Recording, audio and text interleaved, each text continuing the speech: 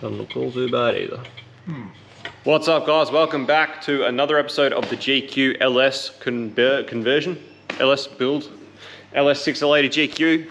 Whatever you want to call it. Oh, where we left off last episode, we've got tail shafts in, we've dummy fitted our exhaust, it's all looking really good. We've pulled the exhaust back out. We are now just doing our transfer case service, and we're going to do the service on the 6L80 before the exhaust goes back on and gets in the way. Then once we've got this filter in the 6L80 and that stuff done, we can start looking at finalizing a few things in the engine bay, fitting up our pipes for the last time, and actually fitting up this exhaust. So it's going to be the aim of this episode.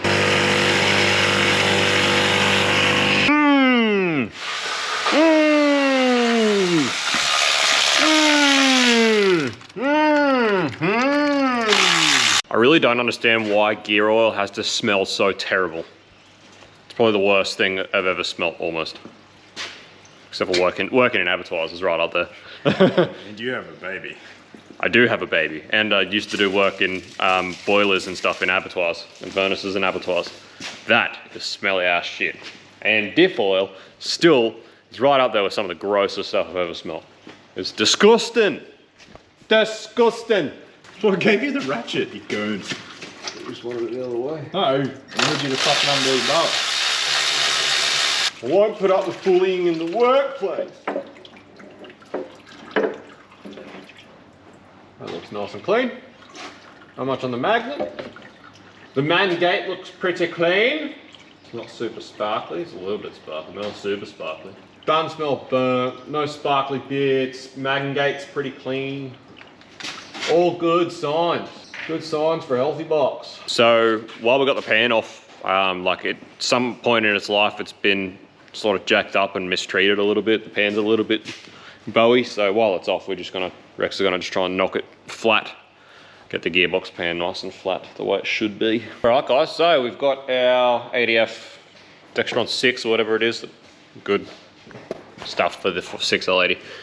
We've got enough in there for now until we get it running and actually can do our level properly. But that's the trans service done, which is another little job ticked off the list. So the job list is getting shorter and shorter. But anyway, it's Friday afternoon, so gonna hang out with the fam for a little bit and get back into it over the weekend. Do a bit of weekend work. It never freaking stops at the moment. We're so busy. All right, guys, it's just been a pretty long Saturday morning of just doing little fiddly bits and bobs, little tidbits. Pulled the exhaust back out, put all the bell housing bolts in, did all them up tight. I started sorting out the passenger side. I haven't done the driver's side just because I'm pretty sure we still need to move the fuel lines a bit, so I don't want to put the pipes in. So smashed the pipes on this side. We've got our power steering reservoir mounted up here. So this is what it actually looks like on the mount kit that Mark's 4 drive supply. So that's where the power steering reservoir now is. That's our new hose to the pump, which they supply also. This is our new high pressure hose, which they supply as well. And I've decided to remove the old return hose because it was kinked. So it probably wasn't doing a very good job beforehand. So I thought we'll take that out and we'll just run new soft line all the way through. So a few P clamps down there. I used a big enough one on that bar to actually run the return line in as well. I pulled this off and cleaned it out. So the Gen 4 LS, the VEs, they require like a special power steering fluid. So I cleaned out the cooler system, pulled it off and cleaned it out properly. And we'll have to clean out the steering box as well, so that when we put it all back together, there's none of that that ADF Dex 3 left in there, and run it on the new ADF. I'm not 100% sure whether the reason the VEs need that new ATF is something to do with the pump or something to do with the steering box, but either way, I assume it can't hurt just to run the new ATF and just not worry about it. So that'll be what we do. So anyway, we've got to clean out the steering box, and I've got to get some power steering hose because we don't have any that size that's long enough to do both the return hose to this cooler from the box and then the return hose to the actual reservoir up here. So that's how the power steering system's going to work. But anyway, that's all good. So this is all supplied as well. The steering high pressure line's all supplied by Marks as well. So that's all well and good.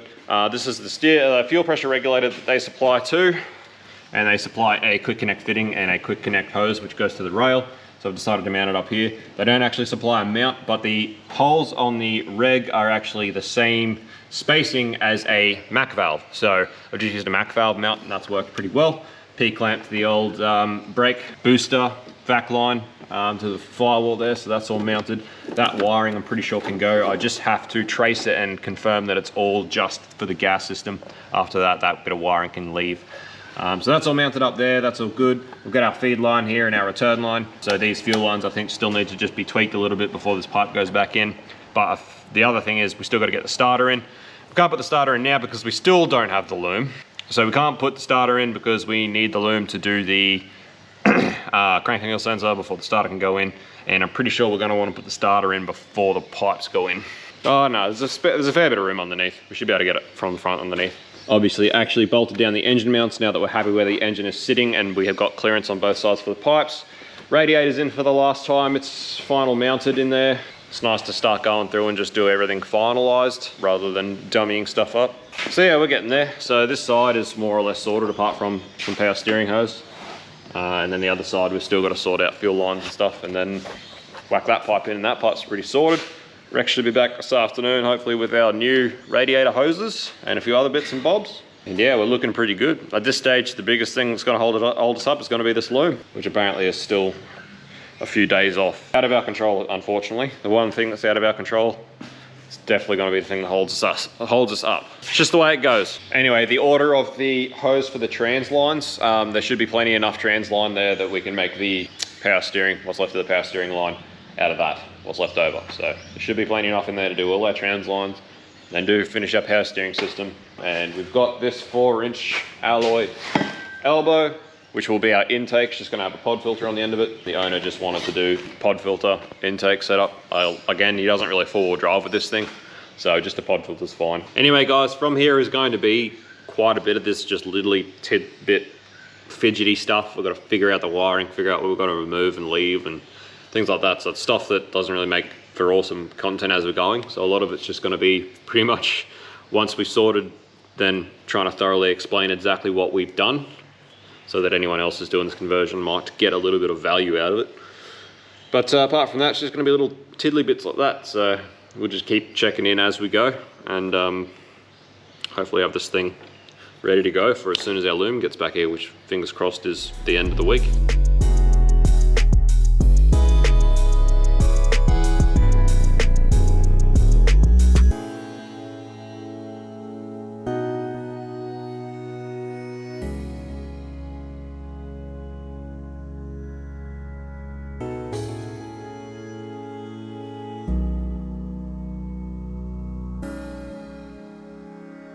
So, it's been a little while since we last worked on this thing. Obviously probably not for you guys, but for us it's been a little bit. It's now post-Easter, so I've got a little bit of catch up to do.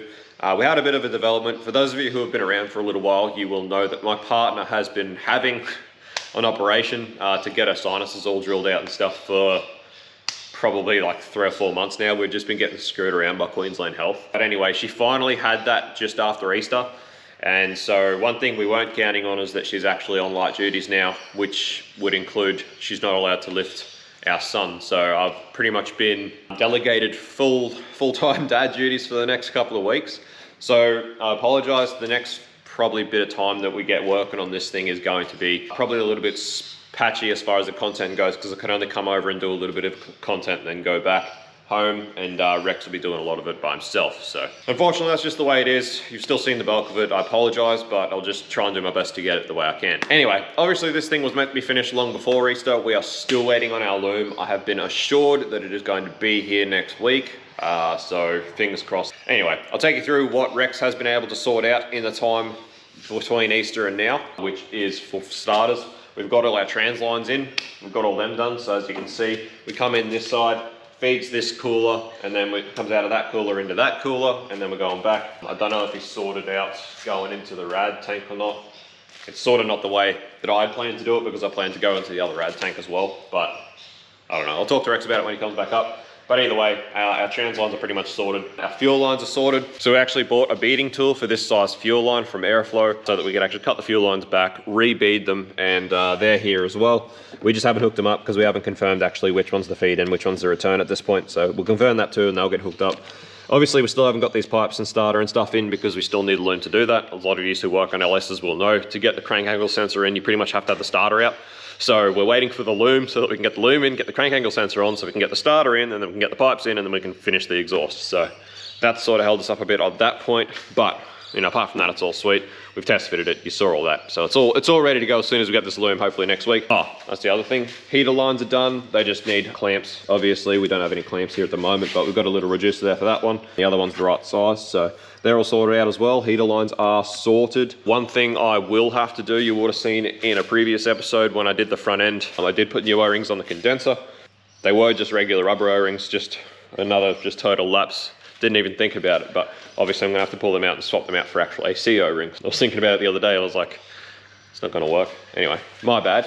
So I'll pull them out and swap them out before we put the grill and stuff back on, but that'll be all fine, that'll be all sorted. Rex has sorted out all the diff breathers and got all them sorted again, because we had to move them because this one was in the way of the engine mount when we welded the new engine mount on. So that's all good. We got the shifter back from the auto trimmer. Again, it looks pretty good. It's another one of those things where if you paid, you know, an auto trimmer a decent amount of money and they had heaps of time, they could probably make something really, really nice. But we reckon it looks pretty good considering the rest of the car, the rest of the interior. So we'll show you that when it's in, but we haven't got the trim in and stuff obviously yet because we still have to do all the wiring for the shifter when the loom gets back. But this is the shifter actually mounted and in the car, and it's all hooked up as well. The cable's all sorted, all hooked up. Rex has done all that, which is awesome. So that pretty much is going to be how it is. We're probably going to leave the actual trim off until after it's dynoed. It's one of those things, you know, if you dyno a car and you're going to have issues with electrical things and anything like that, you don't want to have to pull all the trims all back off just to get it stuff. So it won't be until after the car's tuned that it actually gets all that trim and all that stuff back on permanently. But that's pretty much where we're at with it. I'm pretty sure that literally the last thing to do at this point is the fly-by-wire pedal, which we both had a look at. I had a look at it before Easter. Rex has had a look at it this week. And we both, you know, it's pretty simple. You just got to trim one corner and drill one hole because it's actually for a GU. And we both looked at that and it looks pretty simple. So apart from that, it's just things like the intake pipe, which we'll probably make today. Obviously AC lines and stuff will all happen later. But yeah, pretty much at this point, just waiting for our loom. You know, it sort of became pretty clear leading up to Easter that we weren't going to get the loom back in time to have this car finished for Easter. That's why we hadn't done the pedal and the shifter and that as well. We got the shifter back before Easter too. It's just one of those things where it was pretty obvious we weren't going to get the loom back, so we sort of shifted our priority before Easter into the other shorter jobs that we could get smashed out before Easter to get paid. Fingers crossed we have this loom back next week, and then we can just get this thing smashed out and get it out of here. We can get paid, we can have this thing done. Owner can have it back, he can get back to work and he can get paid, and everyone will be stoked. Anyway guys, again, sorry for this thing got to be pretty patchy from here on out, but yeah, I'll do my best to get over here every now and then and get you a bit of an update on where we're at. So I've had a chat with Rex, he's back up here now. Pretty much decided that we're not going to bother with the cold side of the radiator. You know, the radiator's been recored. How do I explain this? It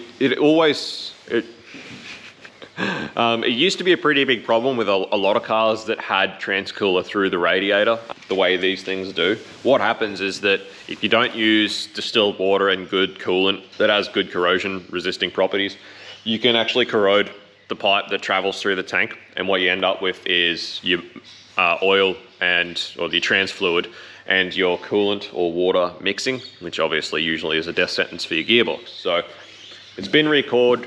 I'd assume that they would, if there was anything wrong with those pipes through the tank, they would have fixed them when they'd record it. But it's one of those things where got two massive coolers, or massive, but pretty big coolers. We've got them split. Like, we have so much surface area for transcooling there that that's probably going to be plenty adequate to keep this trans cool.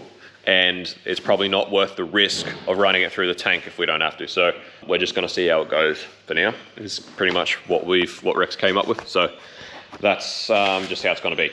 And then if for whatever reason this trans is getting too hot, which it definitely shouldn't be with those two coolers, we'll start looking at running it through the cold side of the tank like I had originally planned, but we shouldn't have to. What's up guys? Got the little man down for a nap, so I'm at work for about an hour or so, trying to smash a few things out. We have received our loom back and our ECU and our BCM and everything. So we are finally on the home stretch with this thing, and I'm very excited about it. So here we are, here's our BCM, loom, fuse box, ECU, everything's back, everything's wired up, it all looks to be pretty good. You know, the alternator relocation, everything looks to be sweet, should all just be pretty much plug in, and we just work out the other little things that we need, things like the fan outputs and stuff, which are already in the loom, ready to go. Awesome, shouldn't be much work to get that happening. So excited about that. So pretty much at this point, starting to lay that in the car and starting to hook a lot of this stuff up. So once, you know, our loom's in with our crank ankle sensor, we can then get our starter in and finish the pipes off and get this thing pretty close. So Rex is just starting to go through a lot of the existing wiring here and trying to figure out what we don't need and what we can cull out, because there is a fair bit in here. What the hell? What the hell? What the hell? And we still have to do a little bit of wiring with our actual AC request hijacking a fan relay to turn on a fan for the condenser when the AC comes on, because obviously we have removed the smart AC from the actual Gen 4, and that the Mark supplied pump is just a generic pump, which we then can use just the generic body harness and the controls from the Patrol, which is awesome. It's really good, but it just means that we have to hijack a fan for when that's requested to come on, because we've removed the stock AC fan. Anyway, pretty sure I went through all that. But anyway, we've got a brand new overflow bottle as well. Owner supplied us a brand new overflow bottle, which is awesome. So we can just actually take this out. So I'll do that while Rex is sorting out a few of that, and hopefully we can get a bit done before I have to scoot home and get little man out of his cot. All right, so we've got a little bit done. Got the loom laid in, went through a bit of wiring, pulled out most of the stuff that we know we can pull out at this stage. Yeah, started laying the loom in, which is all good. Working it out, getting it all right. We are just going to locate the PCM up in the corner of the engine bay up here. It's going to be the neatest and nicest place to put it. Blake's Automotive did make the loom long enough so that we could, if we wanted to, place the PCM inside the cab. But there's no grommets in the firewall that are actually big enough to fit that part of the loom through the firewall, for one. It then makes it a real pain for serviceability trying to get it out, for two. And lastly, doesn't really present that much of an advantage. I know people jump up and down about in a four-wheel drive making sure the PCM's inside the car. These PCMs, for one, are designed to be in the engine bay. In the Gen 4 LSs, they are in the engine bay. And I've owned a few GQs, and I can tell you personally that if you've got water up to this part where the PCM is in the engine bay, you know, up to about here, well then you've got water up to about here inside. And that is just a fact. That's what happens. It doesn't present that big of an advantage, but we will put the BCM inside. So the way Blake's Automotive did the loom, they made it so that it was long enough that if we wanted to place the PCM inside, we could. But if we wanted to put it in the bay, he made all of the fly leads off the loom to things like the pedal and the shifter and the BCM and that. He made them all long enough so that we could still put it in the bay if we wanted to. So yeah, so that's pretty good. Anyway, just got to keep on laying this in. I've got to go get little man out of his cot and do dad stuff. So we'll get back to it in a minute. Also, I am sorry that I've gotten a lot of messages from people, comments I should say, about people talking about how they'd rather see more action and less talking, and I do apologise. Unfortunately, I don't have anyone to film me while I do stuff. Got to film things myself, which means it's really hard to film and work at the same time, for one, and it just takes a long time to do it that way, for two, and at the moment we just really need to smash this out. So sorry that a lot of it's talking you through what's going on and not just showing you the action, but I'm sorry guys, it is what it is. Hopefully one day I can employ someone to just follow me around with the camera and make better content that way. All right, that's a bit more like it. All right, so the other thing we do have for this now, finally, is all of the hose clamps that we've been waiting for. We were just low on stock, and we ordered a heap, and it took them like a few days to get here. So finally got all the hose clamps to actually do all of the trans lines to the coolers and stuff like that, and then can actually finally put this grill and front end back together, which would be awesome. So that's what I'm gonna get onto now. We've also got our new intake air temp sensor and our new patch lead for that. So very important with these LSs when you're deleting the MAF. The MAF has in it actual temperature sensor component. It's not like the Gen 3 LSs where they actually have a separate intake air temp sensor in the airbox. The Gen 4's had it integrated into the MAF. So when you delete the MAF, super important that you somehow put in an intake air temp, because with speed density tuning, you need to have air temp in there. So they make a patch lead that just patches onto the MAF plug, which is this one here. And it's just a patch lead that patches to intake air temp, which is this one here, which you go into our intake pipe, and it'll be happy days. But that's something that we do see a fair bit of people miss when doing these conversions. They just don't put intake air temp, and it's very, very important for the ECU to calculate the density of the air in the manifold to know what the temperature is. So just one for new players. Alrighty, grill's back on. Looking great. It's something that I just can't go past a nice tidy GQ front. I think it's just the boxy with the round headlights. It's just a winning combination. They look tough as. All right, so this is what we're doing for our intake. I've got our intake air temp sensor over here, just near the throttle body, and that is going to be a breather for the rocker cover, which I'm just going to put a straight join into that hose, which actually then lips back to the breather and the rocker cover, which is at the back on this side now instead of over here, because we had to swap the covers around. And just a pod filter on the end, so, you know, it'll sit in there somewhat like so, like that, and then we'll have that off there through to our breather. Bob's Yarny. I just hadn't actually realised that we don't have a 4-inch joiner, so avoid one of them, got to wait for that to get here, should be here tomorrow, which is all well and good. Now the next thing is our purge solenoid. So we've got the stock one off the VE here, which is all well and good. So that's just going to go back where it normally goes, which is sort of like there, it goes under that fitting on the intake there. That purge valve should fit down in here underneath our alternator in our little void here fairly well. That's our little plug for that, which is all well and good. And then this is the hose that actually runs back to the canister here. So that will go, because this is another one of them quick connect fittings here, that will go on the end of this. We've done this before on a few conversions with LS's. I'm going to split the actual plastic hose off this connector, which actually fits on the purge solenoid perfectly, and on that barb I should be able to just to get this soft line straight over it, and it'll be all happy days, should be perfect. So due to this just being an absolute pain to get into that grommet, it's real tight, I've decided to sort of leave just a little bit on the intake pipe and just, yeah, put a straight barb in the actual hose. Just that way when you want to take the intake off, it's a lot easier just to undo one of the hose clamps on the barb and just pull it off like this, rather than pull it out of the actual grommet, because then it just makes it a real bitch to get in. I'm actually considering just super gluing the hose to the grommet, just so that it doesn't pull out. Just makes it easier, a bit nicer for serviceability. So the only other thing is our intake sort of comes down, our pod filter's about here, so it's kind of in the way of this AC line, but it's not really that big of a deal. This is a very short piece of this AC line. It goes from here just straight across to the condenser at the front here. So considering we've got to get aircon lines made for this compressor anyway, this pump, I'm considering just getting them remade to this joint and just deleting that. Either that, or we've got our tube bender, we could actually bend this down so that it goes underneath the pod filter.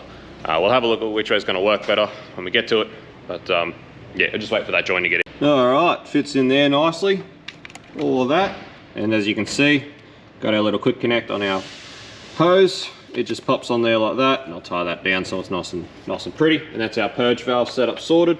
As far as a vacuum canister, we've got our actual fuel line one. That one goes to our actual purge valve, and that one gets blocked off now because we don't actually have a vacuum now. So carbon canister still works, carbon canister still there. Obviously we have to make sure all emissions are still kept in place to make sure this conversion is all, you know, fully legal and everything else. So that's all still functional, which is also, it's just nice to not have that fumy crap. Been through it before. It sucks in a street car where you're driving along and there's just fuel fumes all the time. So always a nice idea to make sure you try and at least get your carbon canister working the way it should be. It just makes it a much more enjoyable car to be daily driving or street driving. Righto guys, cracking along.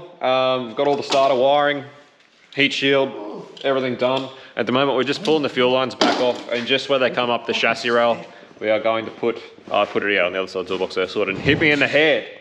And we're just going to put some heat shielding over the fuel lines where they're going to be running near the pipes. Some of this stuff, this nice stuff, just as a bit of extra protection. So that can go on the fuel lines, which are sorted now. We've got our filter in. We've decided just to use a Z32 fuel filter, which we've put up here out of the way, nice and up there. Decided to go with that fuel filter just because I know it flows plenty enough for a setup like this, and readily available, easy to get, and very cheap. So I decided to just go with one of them.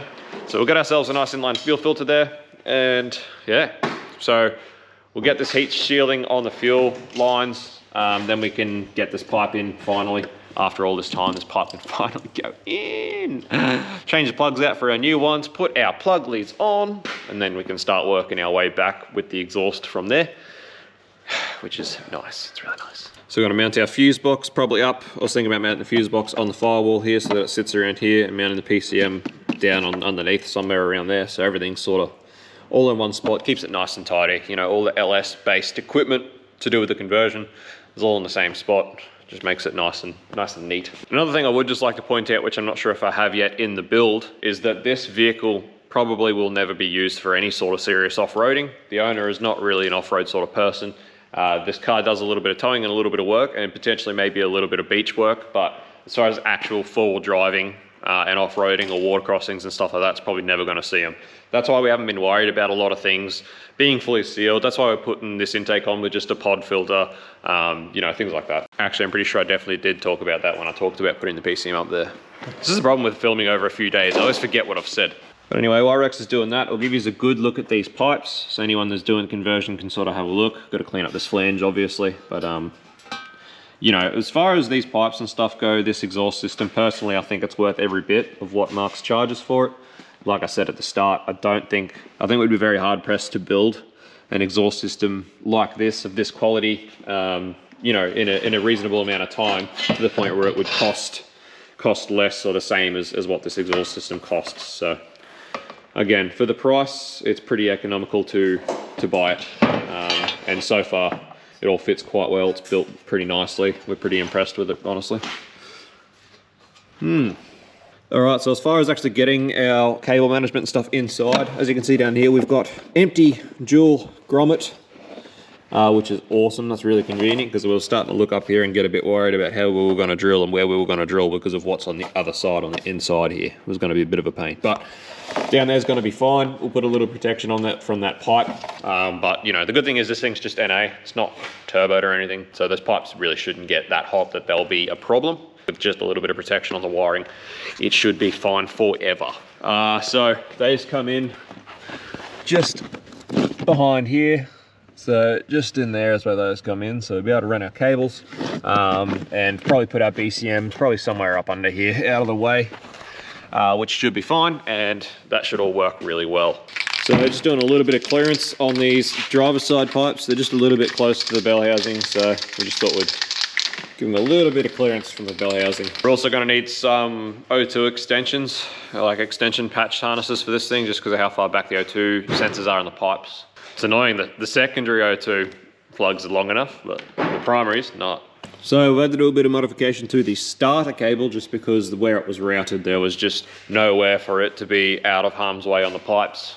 Obviously, being a positive cable, you can't afford to have that melt. We've decided to reroute it underneath the engine mount so that it can come underneath and forward and away of the pipes, but unfortunately it means we've got to now extend the cable because the stock one is going to be too short. Change of plan, screw the joiners, just going to make a whole new battery cable. Yeah, starter cable I should say. So anyway, we're just going to make a whole new one. Save joins and screwing around. Alright, dipstick goes back in. So we've got a new starter cable in, finally get our pipes in, all of our new plugs, plug leads. So I've finally installed, done the final install on the heater hoses as well. So that's then this side pretty much sorted. Still got obviously a little bit of this wiring to tidy up, but this side, both sides sorted, pipes are in. So in the air it goes, and start working on our exhaust all the way back. Get that in today. Before we start going to get this exhaust all in, the crossover pipe is way in the way of the shifter, so we're just going to double check the shifter adjustment before we go putting the pipe in. You get a good look at the shifter in the car. Yeah? Look at that. Very nice.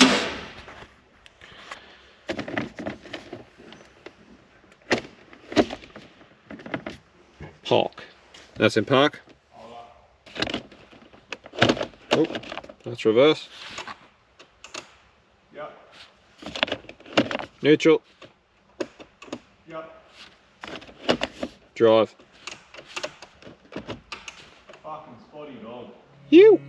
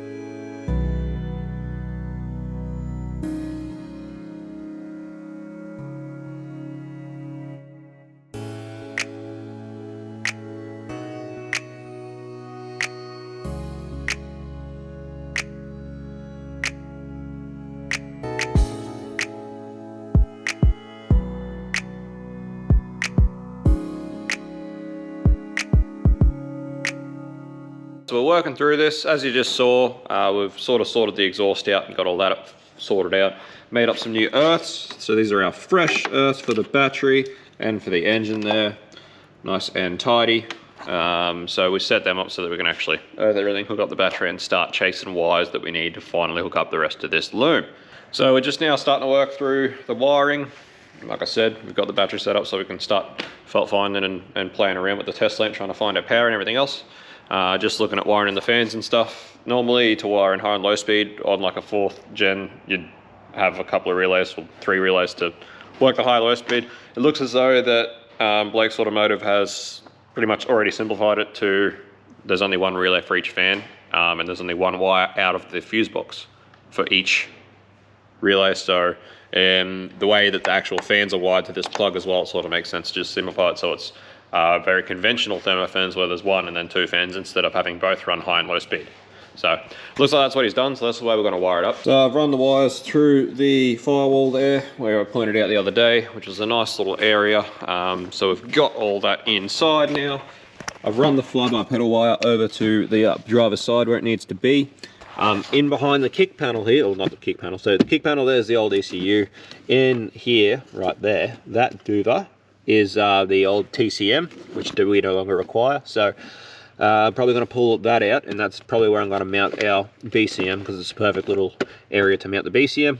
And these go into that, and then we've got our new fly lead to our 6L80 shifter, and our new OBD is now inside as well. So that's pretty much how simple that is. Anyway, I'm not too worried about getting that BCM mounted or anything for now. Same thing, I'm not worried about mounting our fuse box and our PCM or anything at the moment. Just really want to get this thing all hooked up and started. I want to hear this thing make some noise, and I would like to get it onto the dyno tomorrow. So things like mounting fuse box, PCM, BCM and stuff, that can happen a little bit later. So one of the last things we've got to finish, apart from just wiring in our standalone loom, which shouldn't be too much of a big job, is, fingers crossed, touch wood, I probably shouldn't have said that, is just to mount our fly-by-wire pedal, which we still haven't done just because the car's been on the hoist, and on the hoist you have a limited amount of room you can open this door, which makes it really hard to get in there and actually do it. But progress report, we were hoping to get it started today, but it's starting to get pretty late. I don't think we're going to get there today, but tomorrow's Saturday, so if we can get it started tomorrow and sort of at least get it on the dyno, get it ready to go for Monday, that's still a win for us. So still all good, still got time, that's okay. Just work through the weekend like every other weekend. But anyway, progress report, this is where we're up to. This is my input loom to the Blake's Automotive loom. So this figure 8 here, that's our fans. We've got our single earth, and then the braid is our 3 that go over to that side, which is our power in from the battery, our ignition trigger, and our fuel pump is over there as well. So that's those 3. Blake's Automotive supplied this plug, which plugs straight into there, which is our fuse box, which is going to sit up there. So what Rex has done as well, he pulled the bottom off the fuse box and he wired in this trigger. So this is the trigger that's going to hijack one of the relays there to turn on one of our fans when the AC is requested. Nice and simple way to do it. So that's there. So apart from that, that's all sweet. Obviously our fan wires come around here underneath in the rad support. They come around to here. I've put some weather packs on there just because the weather packs are the only connectors we actually have at the moment that are rated to enough amperage to run these fans. We've got some Deutsch connectors there, but we don't have any of the big ones. Can't remember what they're called. DTPs. DTPs, are they? Yeah, P for power. We've got DTMs and then a couple of DTs, but DTs are still only like 15 amp or something, aren't they? Yeah, so they're the only things we've got there. I think they're 25 amp, if I remember reading right. So 25 amp each should be enough. I've used them before. Yeah. They'll be all right. Yep, so they'll be right. So then the earth, just earth's down to here to our common earth point, which is all well and good. So this is the other end of the braided wire, which is, which is our power, which is nice and thick. 14 gauge for the starter trigger and 14 gauge for the fuel pump, which comes back across.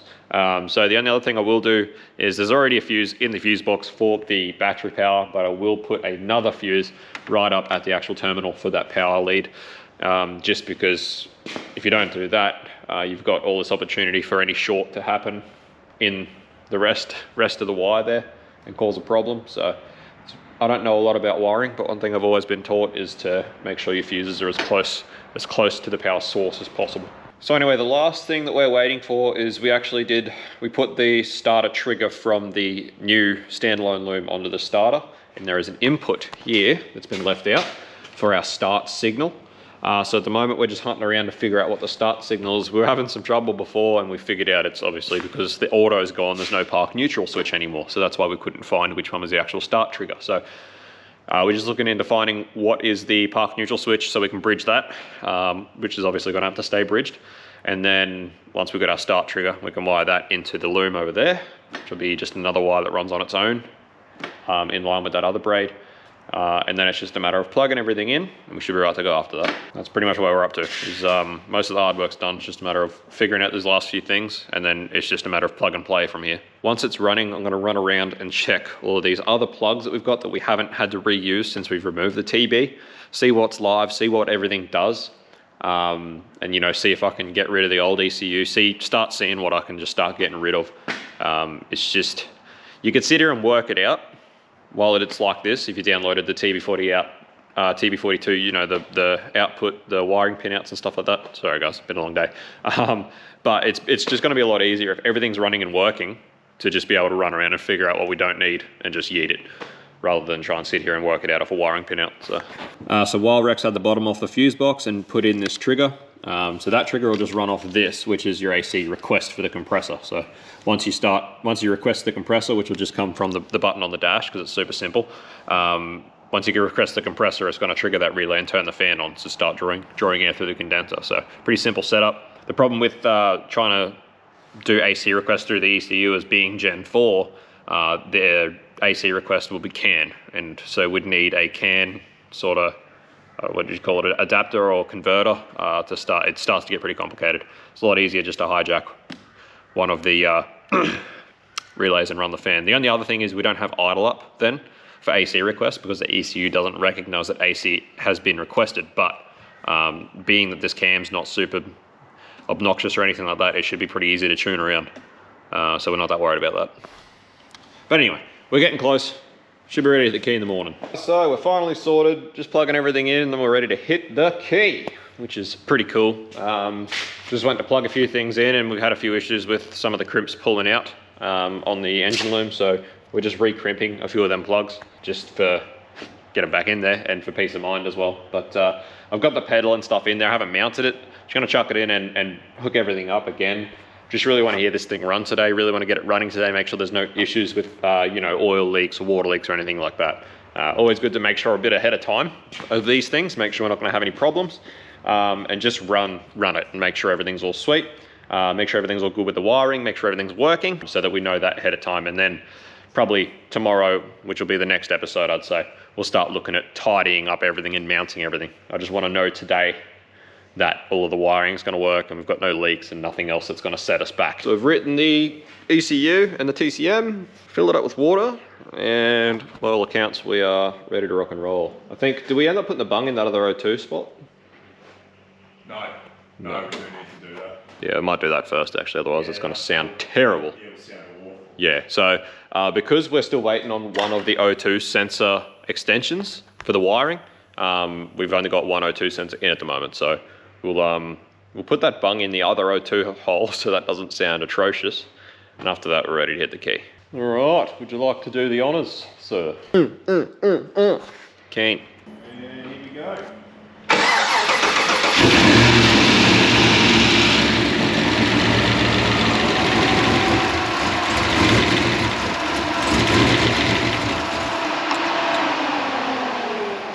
Fans are already on.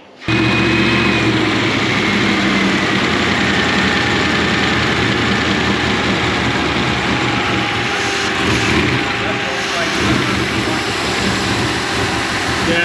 Have you got oil pressure yet?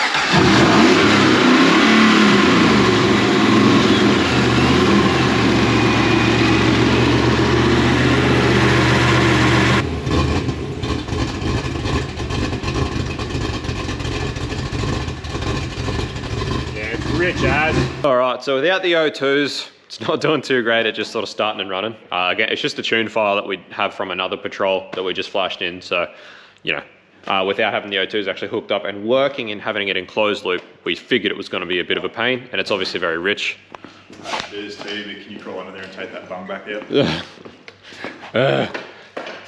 Oh, I guess. So we'll put another one of our wide bands in there just to see what it's doing, but it seems to be quite rich. And it's doing a few other funny things in the tune. It's shutting itself down for some reason, which we have to investigate into the tune, why it's doing that. But apart from that, fundamentals are all good. We've got no leaks thus far, and oil pressures come straight up, and everything else seems to be fine. So that's a win.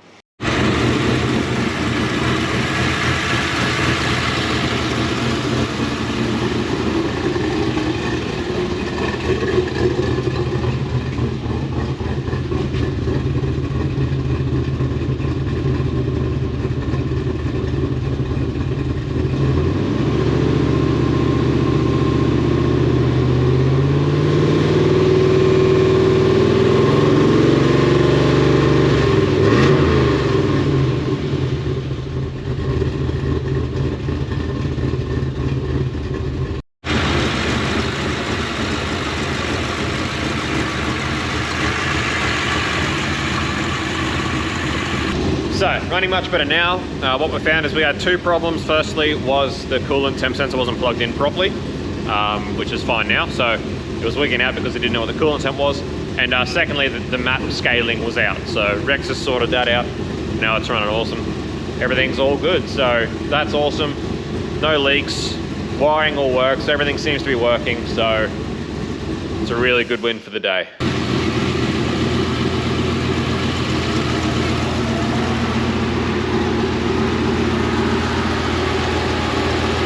So we're still having this issue with it just shutting down. The BCM is throwing up a heap of codes. Obviously, we're still incorporating the BCM because of the 6L80 shifter. So it might be something to do with that. Not too sure. We'll have to look into it. But the main thing is that everything's working and there's no leaks or anything like that. So it's a big win for the day, big win for the project, big step forward. It is very exciting. That is awesome. This thing's getting very close now. So obviously, it's awesome to hear this thing run and now know that we don't have any problems with anything that sort of thing. But we still have a fair bit to do. You know, we've got a fair bit of tidying up of this old wiring, getting rid of as much as we can we're not going to need. So we'll get to the bottom of that. But yeah, tidying up the old wiring, getting rid of whatever we need to. Obviously tidying up and mounting all of our new stuff. I've got to get inside, pull that the old factory TCM out so I can mount the BCM in there so it's nice and out of the way. Still got to mount the pedals. So there's still a bit to do, but we should be ready to hit the dyno on Monday, which is the main thing. So yeah. Thank you for watching. As always, it's a big leap forward on the project. Always nice to hear some bloody noise. Always a good thing. So please smash like, smash subscribe if you haven't already, and we'll see you on the next episode, guys. Peace out. See you. Bye.